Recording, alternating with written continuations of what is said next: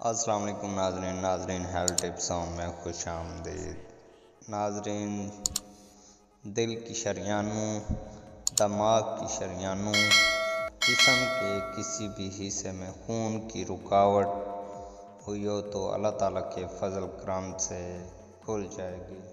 हुवल शाफी। मग्ज़ अखरोट 10 ग्राम, मग्ज़ चलगोज़ा 10 ग्राम, अलसी 10 ग्राम,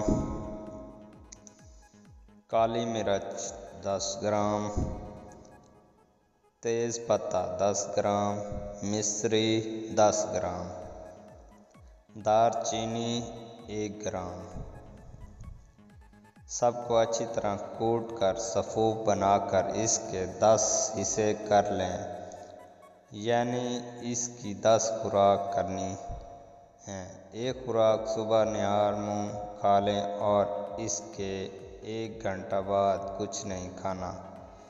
इंशाअल्लाह 10 दिन में जिस्म में हर तरह की बिलाकी ख़त्म हो जाएगी। अगर ज़रूरत पड़े तो 10 दिन बाद ये अमल दोबारा कर लें।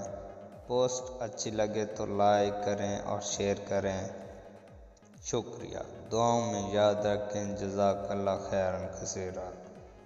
दुआ का ताल्लुक हेल्थ टिप्स।